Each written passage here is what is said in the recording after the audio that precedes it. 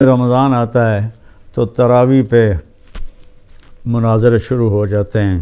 میں ایسے ہی یوٹیوب دیکھ رہا تھا تو وہ ایک سامنے آیا 20 تراویح پڑھنے والوں کو چیلنج۔ او بھائی اللہ کے واسطے یہ چیلنج اپنے پاس رکھو۔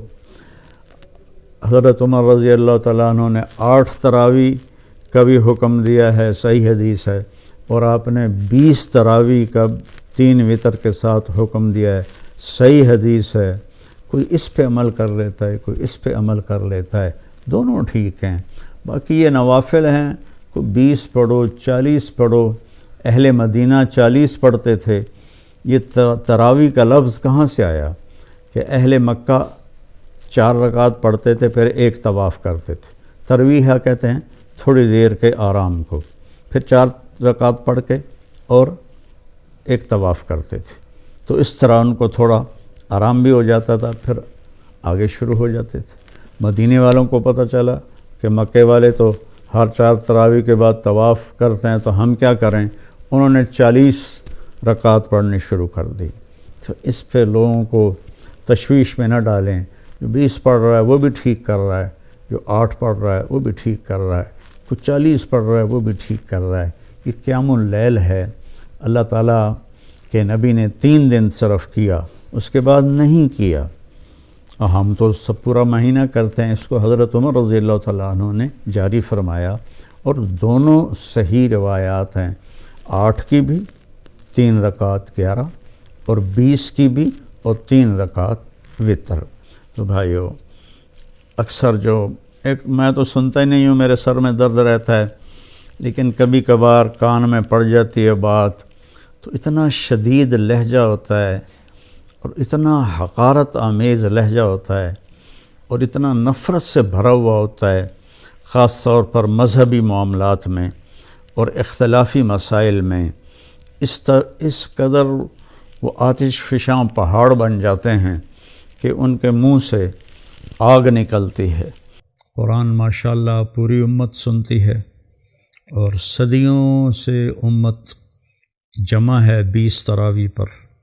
حضرت عمر کے زمانے سے لے کر آج تک امت کا بہت بڑا طبقہ 20 تراویح پڑھ رہا ہے۔ تو جن دوستوں کو کوئی عذر نہ ہو اور کوئی تھکاوٹ بیماری نہ ہو تو وہ 20 پڑھیں۔ بہت سے لوگ 8 پڑھ کے باہر نکل جاتے ہیں تو وہ اپنا نقصان کرتے ہیں۔ میں یہ نہیں کہہ رہا کہ انہیں گناہ ہوگا، میں یہ کہہ رہا ہوں کہ انہیں نقصان بہت بڑا ہوگا کہ انہوں نے 24 سجدے انہوں نے ضائع کر دیے، جو بعد میں انہوں نے 12 رکعت میں پڑھنے تھے، اور وتر کے سجدے بھی باجماعت ضائع کر دیے۔ تو نوجوانوں سے، صحت مند لوگوں سے میری گزارش ہے کہ امت کا عمل 20 پہ رہا ہے، 20 پڑھنے کی ہمت فرمائیں۔ ہر سجدے پر ایک حدیث میں آتا ہے 1500 نیکی لکھی جاتی ہے۔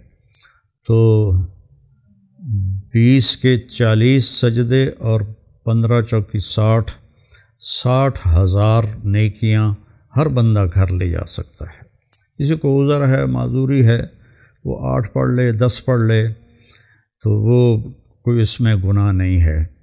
اللہ تعالیٰ لیکن جتنی مشقت اٹھائیں گے اتنا ہی اللہ ہم پہ راضی ہوگا۔ کثرت سے تلاوت کریں قرآن کی۔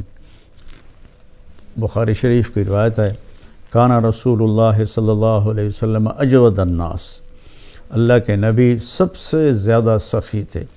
وَأَجْوَدُ مَا يَكُونُ فِي رَمَضَانَ حِينَ يَلْقَاهُ جِبْرِيلُ يَأْتِيهِ كُلَّ لَيْلَةٍ فَيُدَارِسُهُ الْقُرْآنَ، اور رمضان میں آپ بہت زیادہ سخی ہو جاتے تھے جب جبریل آتے تھے۔ روزانہ رات کو آپ جبریل کے ساتھ قرآن کا دور فرماتے تھے۔ تو یہ واحد نبی ہیں جن کے پاس اتنی کثرت سے جبریل تشریف لائے، ہر رات تشریف لاتے تھے۔ میرے نبی کو 9 رمضان ملے، تو ہر رات کو، اور آخری رمضان میں 2 دفعہ آتے تھے، 2 دفعہ قرآن کا دور ہوا آپ کا جبریل کے ساتھ، اور فرمایا ولا رسول اللہ صلی اللہ علیہ وسلم اجود بالخیر من رمضان من الریح المرسلہ، کہ اللہ کے نبی رمضان میں جبریل کے ملنے پر تیز ہوا سے بھی زیادہ آپ کی سخاوت ہوتی تھی۔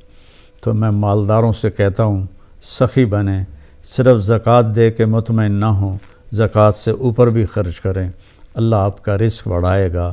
اللہ مجھے آپ کو توفیق نصیب فرمائے۔ السلام علیکم ورحمۃ اللہ وبرکاتہ۔